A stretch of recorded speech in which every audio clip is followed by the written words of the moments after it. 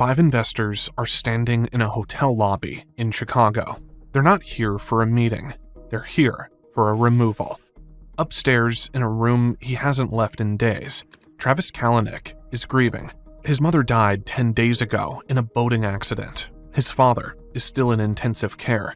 And the men downstairs are carrying a letter that will end his career. The letter is 5 words long. Travis, it's time to go. $70 billion, 600 cities, the most valuable private startup in history. And right now, none of it matters, because the people who funded every fight he ever picked have decided he's the one the company can't survive. Not the regulators, not the competitors, not the press, him. But this moment didn't start in a Chicago hotel room. It started years earlier, with a decision about what kind of company Uber was going to be, and a culture built so perfectly for winning that nobody noticed what it was doing to everything else, until someone did.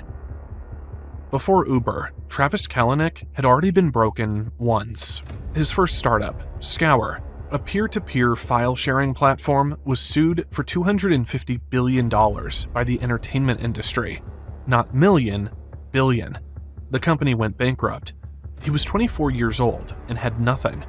His second company, Red Swoosh, nearly collapsed multiple times. Employees went unpaid for months.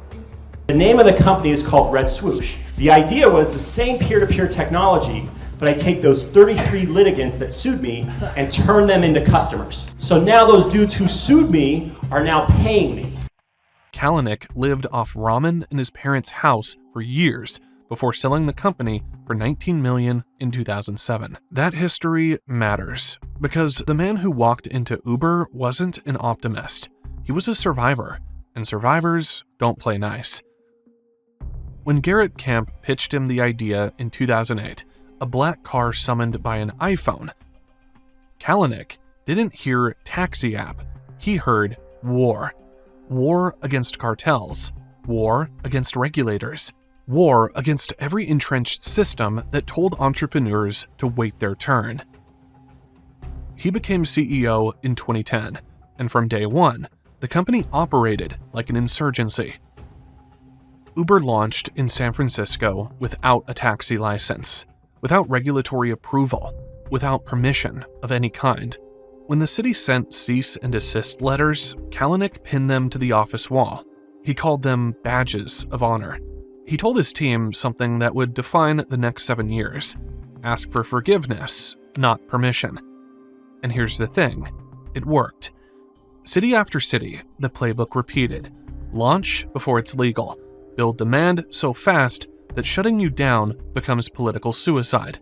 Let riders become your lobbyists. Let drivers become your workforce before the labor laws catch up. By the time regulators figured out what was happening, Uber was already infrastructure.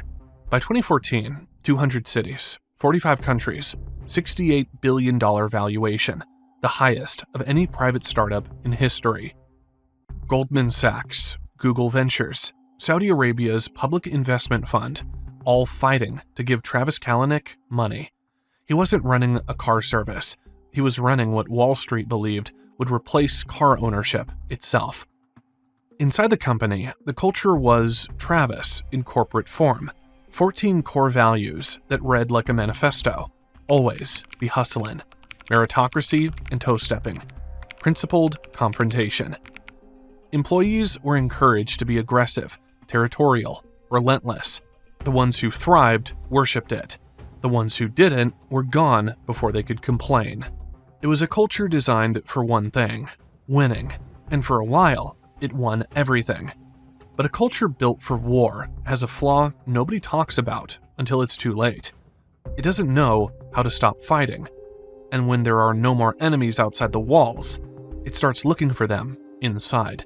In February 2017, someone inside lit the match, and what she revealed wasn't a single incident. It was a pattern, one that had been growing in the dark for years. Her name was Susan Fowler. She was a site reliability engineer, and on February 19th, 2017, she published a blog post that would do more damage to Uber than every regulator on Earth combined. The post was titled, "Reflecting on One Very Strange Year at Uber." In it, Fowler described a workplace where sexual harassment wasn't a failure of the system, it was the system. On her first day on a new team, her manager propositioned her over company chat messages. She screenshotted everything. She reported it to HR, and HR told her this: "He's a high performer. It's his first offense. You can transfer teams, or you can stay, but understand that he'll be the one writing your performance review." That was the choice. Accept it or leave. She left, and then she told everyone. The blog post went viral within hours, not because it was shocking, because it was recognizable. The culture Fowler described, one where performance justified everything, where rules bent around talent, where loyalty to the mission meant silence about its cost. That wasn't a dysfunction, that was the design. Travis Kalanick had built it on purpose, and now the world could see what it looked like from the inside. Fowler wasn't alone. Within days, other employees began speaking, other stories began surfacing, the same patterns, the same protections for high performers, the same silence from HR. This wasn't one woman's experience. This was the architecture of the company finally being described out loud, but the blog post was just the detonator. The explosion was still coming, and it would arrive in waves, each one worse than the last, until there was nothing left to protect. 3 weeks later, a video surfaced. Dashcam footage, the back seat of an Uber black car. Travis Kalanick, after a night out, arguing with his driver. The driver's name was Fozzie Camel. He had been driving for Uber for years, and he was losing everything.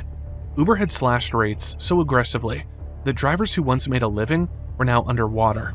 Camel looked at the CEO of the company that was bankrupting him and told him, directly to his face, that the rate cuts were destroying drivers' lives. Watch what happened next carefully, because this is the moment America met the real Travis Kalanick. I lost $97,000 because of you. I bankrupt because of you. Look. Yes, you keep changing every day. What have You keep changing Hold on a every second. day. What have I changed about black? Huh? What you have I changed changed? the whole business. What? You dropped the prices. On black? Yes, you did. Bullshit. We started with $20. Bullshit. We started with $20. You know what? How much is the mile now? $2.75? You know what? What? Some people don't like to take responsibility for I their own take shit. responsibility. They blame everything But in why their you life on sending an somebody email else. for town card? Good luck. Good luck to you too, but I know you don't gonna go far. His response, captured on camera, delivered without hesitation. Some people don't like to take responsibility for their own shit. They blame everything in their life on somebody else. The CEO of a company built entirely on the labor of drivers, looking a struggling driver in the eye and calling him a failure. The video hit every major news outlet within 24 hours. Kalanick released a public apology. He said he needed to grow up. He said he needed leadership help. It didn't matter. The apology confirmed what Fowler's blog had alleged. This wasn't a culture problem with a fixable cause. The cause was the founder. And now every journalist, every regulator, every competitor could smell blood. What followed over the next 4 months should have been impossible for a single company to survive. A former Google engineer accused Uber of stealing self-driving car technology, proprietary files smuggled out by a departing employee. The lawsuit would eventually cost Uber $245 million. Then came Grayball. Everything before this, the harassment, the dashcam video, the lawsuits, those were failures of culture. Grayball was different. Grayball was deliberate. It wasn't a rumor. It wasn't an allegation from a disgruntled employee. It was a program built deliberately and maintained in secret, designed to identify undercover law enforcement officers attempting to investigate the company. When a regulator opened the Uber app, Grayball recognized them, and it showed them a different version. Ghost cars moving on empty streets. Phantom drivers that would never arrive. An entire fabricated reality, engineered from the inside, for the sole purpose of obstructing justice. Not bending rules, not pushing boundaries, building a machine to make law enforcement blind. That's not disruption anymore. That's something else entirely. And inside the company, people had known about it for years. Then came the report that Uber executives had obtained and reviewed the medical records of a woman who was raped by an Uber driver in India. The head of the self-driving division resigned. The SVP of engineering was fired. The head of finance left. The head of communications left. Senior leadership was collapsing in real time, and every departure made the next revelation easier to believe. The hashtag #DeleteUber surged. Over 200,000 accounts deleted. Lyft downloads spiked. And Travis Kalanick was still CEO, still in the chair, still believing he could outfight this the way he'd outfought everything else. He couldn't, because this time, the enemy wasn't a taxi commission or a city council. It was his own creation. And the people with the real power to end it weren't journalists or regulators. They were the investors. They had been watching in silence for months, and they were done watching. In June 2017, former Attorney General Eric Holder delivered the findings of an independent investigation the board had commissioned into Uber's culture.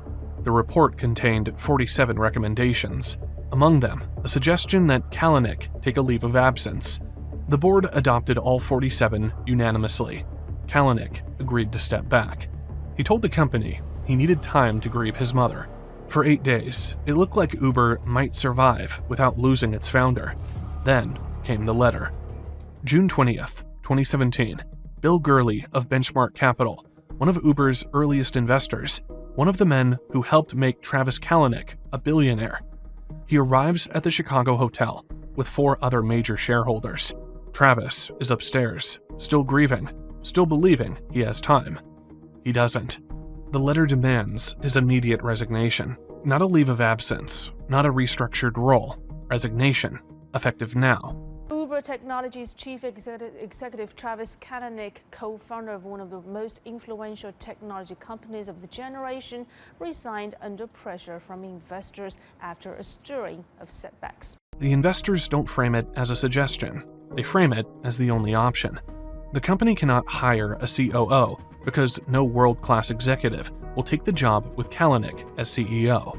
Candidates are walking away. The talent pipeline has frozen. The IPO, the event that will convert their shares into generational wealth, is impossible with Travis at the helm. Think about what's happening in that room. The man who spent a decade telling the world that nothing could stop him, who pinned cease and desist letters to the wall like trophies, who launched in cities before it was legal and dared governments to shut him down. That man is now sitting across from people who financed that defiance, and they are using his own playbook against him.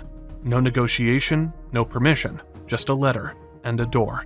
He pushed back. He asked for time. He tried to negotiate a reduced role. The investors held the line. Resign now, or face a public board revolt that would make every scandal before it look like a footnote. That night, Travis Kalanick sat alone in a Chicago hotel room. The company he'd built from nothing was on every front page in the world. His mother was gone. His father was in a hospital bed. The 5 people who had just demanded his resignation were downstairs, waiting. He signed the letter. The announcement came the next day.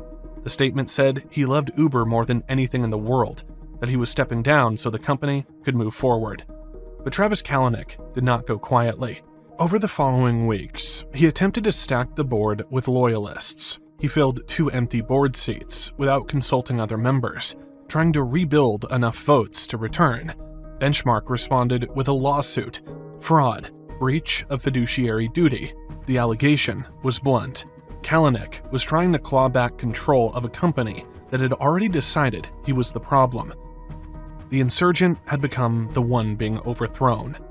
Dara Khosrowshahi, the former CEO of Expedia, took over in August 2017. His first email to staff was a deliberate erasure. The 14 values, the war footing, the always be hustlin' mentality, all of it stripped out and replaced. 8 new values. We do the right thing. We value ideas over hierarchy. The message wasn't subtle. The Kalanick era wasn't a chapter. It was a wound, and this was the stitching.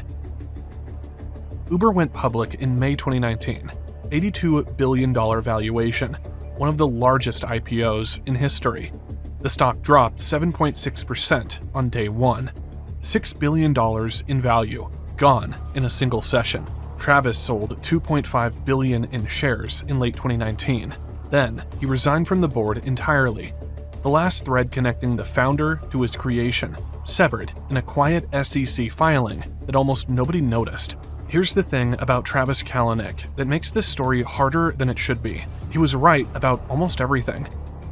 Taxis were a cartel. Regulators were protecting incumbents. We want to help these taxi drivers. They've been through hell. We want to find a way to help them and their families. We all are trying to find some kind of solution, and this is an idea that might actually offer a positive way forward. The world needed what Uber was building, and nobody else had the stomach to build it the way it needed to be built.